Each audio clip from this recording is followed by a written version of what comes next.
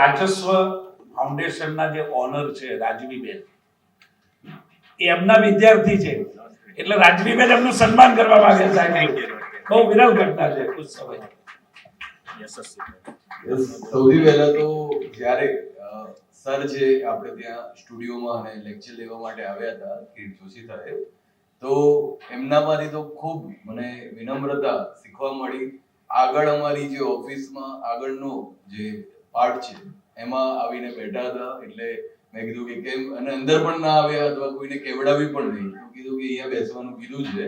પછી મેં એમને પરિચય પૂછ્યો તો મને કહે કે અમદાવાદની બંને પ્રતિષ્ઠિત શાળાઓ દિવાન વલ્લુભાઈ સીએન વિદ્યાલય બંનેના આચાર્ય, જ્યાં એમની પ્રિન્સિપલની ઓફિસની બહાર ઓકે એટલા બધા લોકો મળવા બેઠા હોય, એ વ્યક્તિ જ ઓકે ઓફિસમાં મારા આવ્યા હતા. અને રાજવી તો એક સ્કૂલમાં ભણી છે, એમના મધર પણ એક સ્કૂલમાં ભણ્યા છે, તો એ તો એવું એકદમ આશ્ચર્યચકિત થઈ ગયા. હું પણ કે સાહેબ એટલા બધા વિનમ્ર છે કે એની ઘણી બધી વસ્તુ આપણને શીખવા મળવી જોઈએ. તો ખૂબ સરસ.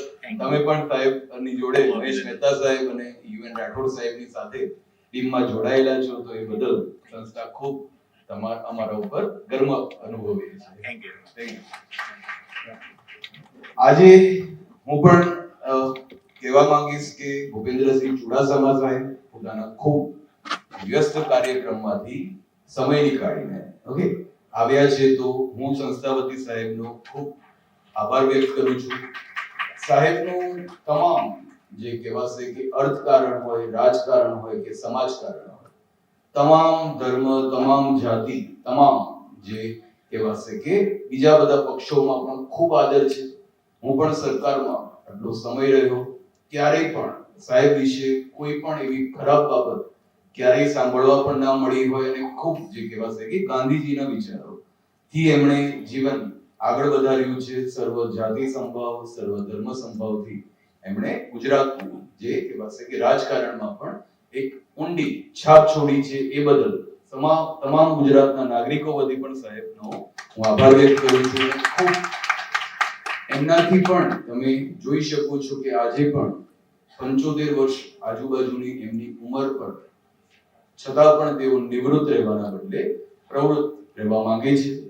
અને એ જ એવું ના થાય કે આજના યુવાનો ઓકે યુવાનીમાં નિવૃત્ત થવાનું વિચારે, બરાબર છે. તો મેઇનલી અને સાહેબનો જે અભ્યાસુ વલણ છે એ પણ તરત હજી અમે મળ્યા અને ખ્યાલ આવી ગયો કે તરત સાહેબે સામેથી મારું આમ યુપીએસસી ના મેં એટલા વર્ષો જ્યારે તપસ્યા કરી હતી ત્યારે મારો પણ ગુજરાતી સાહિત્ય એક કહેવાશે કે ઓપ્શનલ સબ્જેક્ટ હતો, પણ મારાથી પણ અત્યારમાં ધ્યાનમાંથી નીકળી ગયું.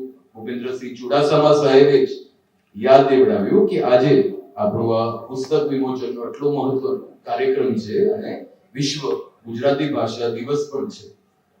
કવિ નર્મદ વીર નર્મદ ની આજે જન્મ જયંતિ છે, તો એ જ દિવસે પુસ્તક છે ઓકે જે શિક્ષણના ક્ષેત્રે શિક્ષણ જેનાથી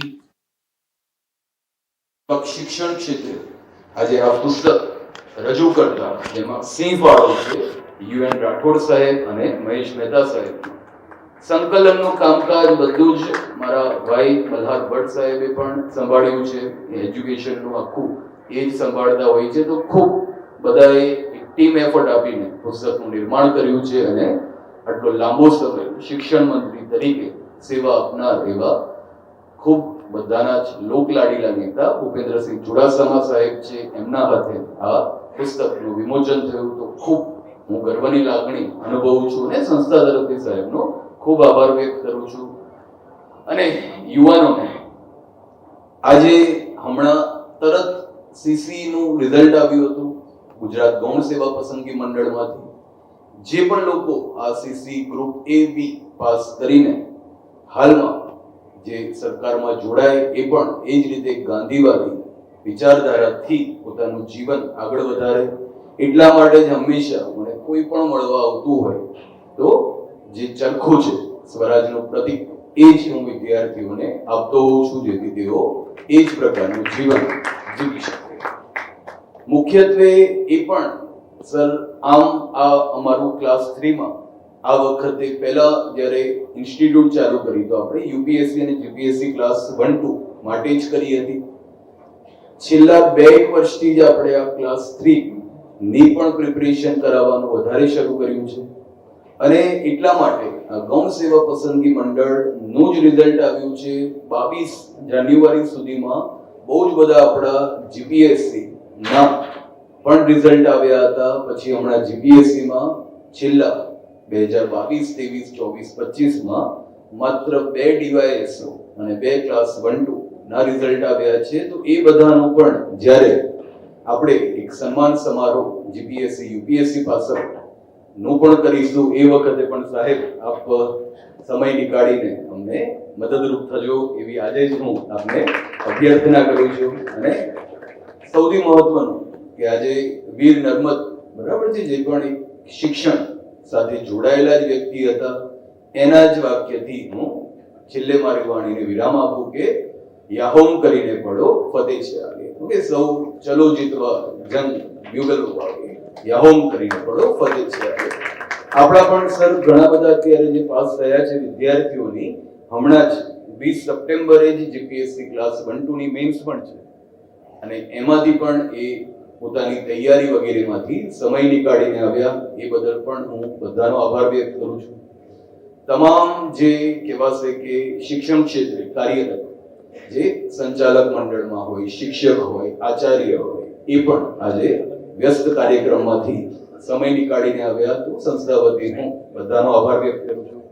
અને પ્રકાશક વગેરે જે પ્રિન્ટ મીડિયા, ઇલેક્ટ્રોનિક મીડિયામાં એમાં પણ કામ કરનાર તમામ જે સંસ્થાના સંચાલક છે એમને પણ આજે હું સ્વાગત કરી રહ્યો છું અને થેન્ક યુ